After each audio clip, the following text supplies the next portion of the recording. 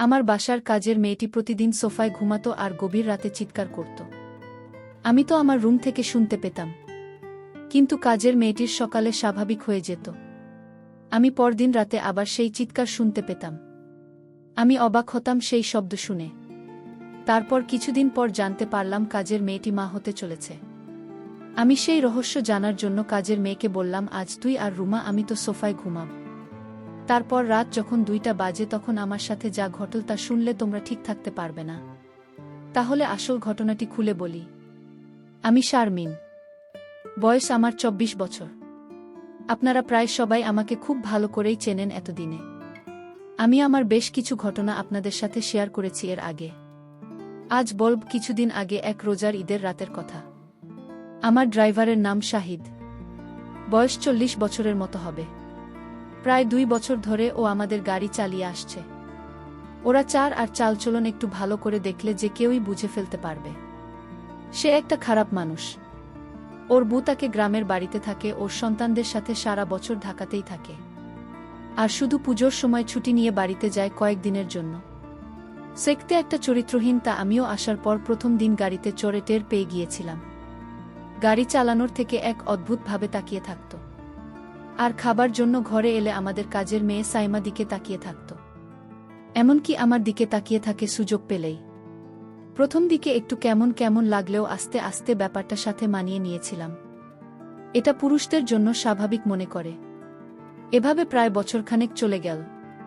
থাকার জায়গা না থাকায় ও আমাদের গ্যারেজের সাথে থাকা ছোট্ট একটা রুমে থাকত। এতে কাজের সুবিধা হতো। ওকে দিয়ে ঘরের অনেক ছোটখাট কাজ করিয়ে নেওয়া যেত। আমি আর সাইমা প্রায় প্রতি রাতে একসাথে টিভি দেখতাম, যখন আমার স্বামী দেশের বাইরে থাকত।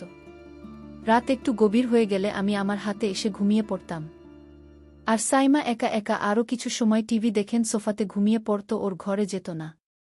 এভাবে একদিন রাতের বেলা আমি টিভি ছেড়ে উঠে আসে আমার খাটে ঘুমিয়েছিলাম, আর সাইমা সোফাতে ঘুমিয়েছিল। রাত প্রায় 2টার দিকে কি যেন একটা শব্দে আমার ঘুম ভেঙে গেল। ঘুম ভাঙার পর আমি আর শব্দটা পেলাম না। আমি আবার ঘুমিয়ে পড়তে যাবে এমন সময় মনে হয় ফ্রিজ থেকে একটু ঠান্ডা পানি খেয়ে নিই। খাওয়ার জন্য আমি খাচ্ছে ডাইনিং রুমের দিকে গেলাম। যাবার সময় ড্রয়িং রুমের মধ্যে টিভি এর হালকা আলোতে নড়াচড়া দেখতে পেলাম। আমি কোনো আওয়াজ না করে দাঁড়িয়ে গেলাম কি হচ্ছে তা দেখার জন্য। যা দেখলাম তাতে আমার মুখ চেনা হয়ে মাটিতে পড়ে যাওয়ার দশা হলো। আমি এই দৃশ্য দেখে পুরো হতভম্ব হয়ে গেলাম। আমার মাথা যেন কাজই করছিল না। আমি প্রায় 10 মিনিট মতো মনে হয় দাঁড়িয়ে দাঁড়িয়ে সাইমা এক অদ্ভুত দৃশ্য দেখছিলাম। সে কথা সাইমা দৃশ্যটা দেখে আমি আর নিজেকে ধরে রাখতে পারছিলাম না। তাই কোনো কিছু করে বসার আগে আমি তাড়াতাড়ি ওখান থেকে সরে এলাম, আর পানি খেয়ে কোনো শব্দ না করে আমার ঘাটে ফিরে। আমি যা দেখেছিলাম, সাইমা এমন করতে পারে আমার কল্পনার বাইরে। আমি এসব কি দেখছি? সাইমা তাহলে সৈকতের সাথে কি প্রতি রাতে? না, এটা কিছুতেই আমি মেনে নিতে পারছি না। কি হচ্ছে আমার ঘরে এসো? আমি জানতাম কাজের মেয়েটি অনেক ভালো ছিল। আজ তার দৃশ্য দেখে আমি নিজের চোখকেই বিশ্বাস করতে পারছি না। আমি কাজের মেয়েটাকে জিজ্ঞেস করলাম, কতদিন ধরে চলছে? মাথা নিচু করে চুপ করে দাঁড়িয়ে রইল। আমি ওকে অভয় দিয়ে বললাম, ভয় পাস না, আমি তোকে কিছু বলছি না। কিন্তু ও যদি তোরে কিছু বলে তাহলে আমি ওকে পুলিশে দেব। সাইমা তখন হতচকিত হয়ে বলল, না আপা, সৈকত আঙ্কল আমাকে জোর করে কিছু বলে নাই। আমি তো ওকে বলেছি আমরা প্রায় 2 মাস ধরে আমাদের চলেছে। আমি ওর কথা শুনে অবাক হয়ে গেলাম। একটু পরে ওকে বললাম, কি বলছিস? তোর বাপের বয়সী একটা লোকের সাথে 2 মাস ধরে? ওকে তো তুই কাকা বলে ডাকিস, তার উপরও একজন হিন্দু গো। সাইমা আমার কথা শুনে পুরো চুপ মেরে গেল। মাথা নিচু করে দাঁড়িয়ে রয়েছি। আমি বললাম, কিরে কিছু বলছিস না কেন? কাচুমাচু করে বলল, আপা বিয়ে ভাঙছে আমার 1 বছর আগে, তাই উনি যখন কুল তখন আমি আর না করতে পারলাম না। উনি আমাকে বিয়ের প্রস্তাবও দিয়েছে। হায় রে বোকা মায়া, হিন্দু ছেলে তোরে বিয়ে করবে? দয়া করে কাউকে কিছু বললে না পা। আর বোনার আপনার বাসার কাছ থেকে বের করা দিয়ে না গিয়ে আমি বললাম, আচ্ছা, কিন্তু তোর একবারও মনে হলো না যে তুই একটা হিন্দু লোকের সাথে? উত্তরে সাইমা বলল, আপা উনি হিন্দু হলে কি হবে? ওনার আচরণ অনেক ভালো। উনি মুসলমানের চেয়ে অনেক ভালো। আমি কত মুসলমান দেখেছি, কিন্তু ওনার মতো আমি কাউকে দেখিনি। যে উনি একজন হিন্দু তার শুধু নামে মাত্রই আমি ওর কথা শুনে পুরোপুরি চুপ হয়ে গেলাম। আর কিছু না বলে আমি ওখান থেকে চলে এলাম। এভাবেই চলছিল ওদের। আমি মাঝখানে আরও অনেকবার ওদেরকে ড্রয়িং রুমের সোফায় দেখেছি একসাথে বসে গল্প করতে, আমি আর বাধা দেননি। সাইমার কথা চিন্তা করে এখন আসি মূল ঘটনায়। সেদিন রাতে আমি আর সাইমার অন্যান্য রাতের মতো ড্রয়িং রুমে বসে টিভি দেখছিলাম। রাত প্রায় 1-2টা বাজে। তার দিকে সাইমা আমাকে জিজ্ঞেস করল আমি ঘুমাতে যাব কিনা। আমি না বললেও বলো, সারাদিন বাড়ির কাজের চাপেও খুব ক্লান্ত, ওর রুমে ঘুমাতে চলে যাচ্ছে। এই বলে ও চলে গেল ঘুমাতে। আমি সোফাতে শুয়ে টিভি দেখতে লাগলাম। প্রায় আধা ঘন্টা টিভি দেখার পর আমার খুব ঘুম আসতে লাগল, কিন্তু আমি টিভি ছেড়ে বেডরুমে গেলাম না। টিভি দেখতে দেখতে আমি সোফাতে শুয়ে ঘুম ঘুম চোখে টিভি দেখতে লাগলাম। কিছুক্ষণের মধ্যেই ঘুমিয়ে গেলাম। রাত হয়তো তখন 2টা হবে। হঠাৎ একটা শব্দের কারণে আমার ঘুম ভেঙে গেল। ঘুম ভাঙার পর আমার কয়েক মুহূর্ত সময় লাগল। পুরোপুরি সম্বিত ফিরে পাবার পর আমি বুঝতে পারলাম কি ঘটতে যাচ্ছে। আমি ঘুমের ভান ধরে ঘুমিয়ে রইলাম। আমি বুঝতে লাগলাম দেখি কি হয়। সৈকত যখন আমার সোফাতে সাইমা ভেবে আসলো। এরপর লোকটা বলে উঠল, কিরে সাইমা, এমন করিস না। আজকে কি হলো? আমার সাথে কোনো কথা বলছিস না যে? তুই কি আমার সাথে রাগ করেছিস? আমি গলার আওয়াজ শুনেই বুঝতে পারলাম যে লোকটা আর কেউ নয়, আমাদের ড্রাইভার 6। আমাকে ভুলে সাইমা মনে করে এখানে চলে আসছে। সৈকত বল, কি রে সাইমা, আজ তোর কি হয়েছে? কোনো কথা বলছিস না কেন? কি রে, চিল্লা ম্যাডাম হয়ে ওঠায় ফেলবি নাকি? আমি বুঝতে পারলাম যে ওকে কিছু না বললেও এখান থেকে যাবে না। আমি তাকে কিছু না বলে তার আসল রহস্যটা বুঝতে জানতে লাগলাম। কিছুক্ষণ পর সে আমাকে বলল, কিরে আজকে কি হয়েছে তোর? এরকম করছিস কেন? আমি উত্তরে বললাম, সৈকত, আমি সাইমা না, তোমার ম্যাডাম। সাইমা ওর ঘরে ঘুমোচ্ছে একটু। আমি বুঝতে পারলাম আমার কথা শুনে হতভম্ব হয়ে গেছে। সরি ম্যাডাম, আমার ভুল হয়ে গেছে। সব সময় তো এখানে সাইমা ঘুমায় না, দেখা ভুল কইরা আমি এখানে চলে আসছি। দয়া করা স্যারকে বললেন না। ম্যাডাম, আমার চাকরিটা চলে যায়। আমিও আর কিছু বলার মতো খুঁজে পেলাম না। বুঝতে পারলাম ইচ্ছা করে কিছু, কারণ সাইমা ইস্তফাতে ঘুমায় টিভি দেখার পর। আমার এখানে থাকার কথা না।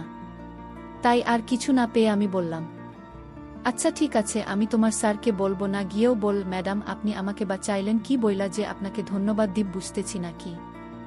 আমি উত্তরে বললাম, ধন্যবাদ দিতে হবে না, এটা একটা ভুলের কারণে হয়েছে। কিন্তু এখন বল, আমি এখানেই থাকব নাকি আমাকে উঠে যেতে হবে? ও একটু ভয় পেয়ে গেল আমার কথা শুনে। বল, সরি ম্যাডাম, ভুল হয়ে গেছে, এই তো আমি এটা যাইতেছি। আমি বললাম, ঠিক আছে, তুমি তো যাবে, তার আগে আমার একটা কথা শুনে যাও। তুমি আজ যা করলে আমি তোমাকেই বাড়ি থেকে বের করে দিব। কারণ এমন লুকিয়ে লুকিয়ে বাড়িতে যা করছো তা কিন্তু মোটেও ঠিক নয়। আমি কিছু শর্ত দেব। যদি শর্ত মেনে নিতে পারো তাহলে তুমি বাড়িতে তোমার চাকরিটা টিকে থাকবে। আমি বললাম, ঠিক আছে ম্যাডাম, আপনার কথা আমি অক্ষরে অক্ষরে পালন করব। আপনি যা আদেশ করবেন আমি তা করব। তাও ম্যাডাম, আমার চাকরিটা দরকার। ম্যাডাম বলল, তাহলে চলো এখান থেকে তোমার রুমে যাই। তারপর আমি বলছি আমার শর্তগুলো। চল তোমার রুমে যাওয়া যাক। আমরা আস্তে আস্তে গ্যারাজের দিকে এগুতে লাগলাম। কিছুক্ষণ পর আমি আসছি কত গ্যারেজের পাশে ওর রুমে পৌঁছে গেলাম। আমি আগে কখনো রুমে ঢুকিনি। রুমটা খুব একটা বড় নয়। এক কোণায় একটা সিঙ্গল খাট রুমের বেশিরভাগ জায়গা দখল করে রেখেছে। ছোট্ট একটা টেবিলের উপরে ছোট্ট একটা টিভি আর কয়েকটা মূর্তি। খাটের নিচে একটা ট্রাঙ্ক। হাঁটাচলা করার জন্য খুব সামান্যই জায়গা আছে রুমটাতে।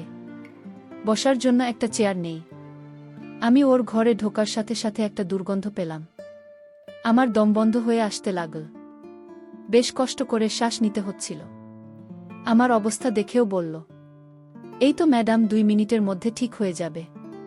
আমি ফ্যান সাড়া দিতেই কি এই বলে ও ফ্যান ছাড়ল। মিনিট 2 পরে আমি মোটামুটি ঠিক হয়ে গেলাম। সবকিছু স্বাভাবিক হওয়ার পর আমি বললাম, আচ্ছা তাহলে আর দেরি না করে আপনার শর্তগুলো শুনে নেওয়া যাক। বলেন ম্যাডাম, বলেন আমার কি করতে হবে, নয়তো আমার যেতে অনেক দেরি হয়ে যাবে। আমি এর কথা শুনে হেসে বললাম, আমি আজ তোমাকে যা বলবো তোমার কিন্তু তাই করতে হবে। আমি বললাম, ঠিক আছে ম্যাডাম, আপনি বলুন। আমি তখন সৈকতকে বললাম, তুমি সাইমার সাথে যা করেছিলে আমিও তা করতে চাই। ম্যাডামের এমন কথা শুনে আমার গলা শুকিয়ে গেল। আমি ম্যাডামকে বললাম আমি এক গ্লাস ঠান্ডা পানি খেয়ে তারপর বলছি। সৈকত তখন এক গ্লাস ঠান্ডা পানি খেয়ে বল, ম্যাডাম আপনি যা বলেছেন তা কোনো দিন সম্ভব না। কারণ আপনি একজন বড়লোকের মেয়ে ম্যাডাম। আর আমি আপনার গাড়ির ড্রাইভার। আপনি একবার ভেবে দেখেছেন? আমি বললাম, সৈকত তুমি যদি আমার কথা রাখ তাহলে আমি তোমাকে একটা পুরস্কার দেব, আর সেই পুরস্কার পেলে তুমি অনেক খুশি হবে। আমি আশা করছি। ম্যাডাম আপনার কথা কি আমি না রেখে পারবো? আপনি যা বলবেন তাই হবে। ম্যাডাম তখন বলল, তাহলে দেরি করছো কেন? যাও, আমি এখন যা বলবো তাই করো। তুমি প্রথমে ঘরের জানালাটা বন্ধ করে দিয়ে আসো। আমি ম্যাডামের কথা শুনে অবাক হয়ে গেলাম। আমি ম্যাডামকে বললাম, ম্যাডাম ঘরের জানালা খোলা রেখে কি বলা যায় না? ম্যাডাম তখন রাগ দেখিয়ে বলল, আমি যা বলছি তাই কর ও অতিরিক্ত কথা বলবেন না। আমি বাধ্য হয়ে ম্যাডামের কথায় ঘরের জানালা বন্ধ করলাম। এবার ম্যাডামকে বললাম, এখন কি করতে হবে? ম্যাডাম বল, যাও এবার দরজাটা বন্ধ করা। আমি ম্যাডামকে বললাম, ম্যাডাম কি বলছেন? আমি বললাম, একদম চুপ, তুমি আমাকে কথা দিয়েছ, আমি যা বলি তা তুমি পালন করবে, তাহলে তুমি এখন এরকম আমতা আমতা করছো কেন? আমি ম্যাডামের কথা রাখতে গিয়ে ঘরের দরজাটা লক করে দিলাম। আমি বললাম, ম্যাডাম এখন কি করতে হবে আদেশ করুন। ম্যাডাম ম্যাডাম বলল, এবার ঘরের লাইটটা নিভিয়ে দাও। আমি তখন সত্যি ভয় পেয়ে গেলাম। ম্যাডাম কি পাগল হয়ে গেছে নাকি? আমি বললাম, ম্যাডাম আমি পারবো না, আপনি গিয়ে লাইট বন্ধ করুন। ম্যাডাম বল, বেয়াদব, আমার মুখের উপর কথা বলিস তুই? আমি ম্যাডামের কথা শুনে বললাম, ম্যাডাম ঠিক আছে, আপনি রাগ করবেন না, আমি বন্ধ করছি। আমি তখন হেসে হেসে বললাম, সৈকত আমি জানি তুমি একজন ভালো মানুষ, আর তাই আমি তোমাকে একটা কথা বলবো। আর সেটা হলো, আমি চাই তুমি হিন্দু থেকে মুসলমান হয়ে যাও। যদি তুমি হিন্দু থেকে মুসলমান হও তাহলে তোমার সাইমাকে আমি তোমার সাথে দিয়ে দিব। আর সাইমা যেহেতু মুসলিম আর তাই তার বাবা এটা মেনে নেবে না। আমি ম্যাডামকে বললাম, ম্যাডাম কিন্তু। আমি বললাম, কোনো কিন্তু না, তুমি আমায় আগে কথা দিয়েছ আমার কথা রাখবে। আর তাছাড়া সাইমা মা হতে চলেছে, আর তাই তোমার এখন তাকে বিয়ে করতে হবে। আর তোমার ঘরে আমি আসার কারণ হচ্ছে আমি তোমাকে পরীক্ষা করেছিলাম তুমি ভালো না খারাপ। আসলে তুমি একজন ভালো মানুষ, তুমি আমার পরীক্ষায় পাশ করলে। সাইমা যা বলছে তাহলে তা সত্যি বলছে। আসলে তোমার মতো মানুষ খুব পাওয়া বড় কঠিন। আমি সাইমার সাথে তোমার বিয়ে দেওয়ার জন্যই তোমাকে এখানে নিয়ে এসেছি। সৈকত বলল, ম্যাডাম আপনার যা ভালো মনে হয় তাই করেন। প্রিয় বন্ধুরা, গল্পটি ভালো লাগলে অবশ্যই কমেন্ট করে জানাবেন। আর নিয়মিত এমন আলাদা স্বাদের গল্প শুনতে ভিডিওটিতে লাইক এবং চ্যানেলটিকে সাবস্ক্রাইব করে সাথেই থাকুন। আর হ্যাঁ, নোটিফিকেশন বেলটি অল করে রাখবেন, যাতে পরবর্তী গল্প সবার প্রথমে আপনাদের কাছে পৌঁছে যায়। ধন্যবাদ বন্ধুরা, ধন্যবাদ সবাইকে।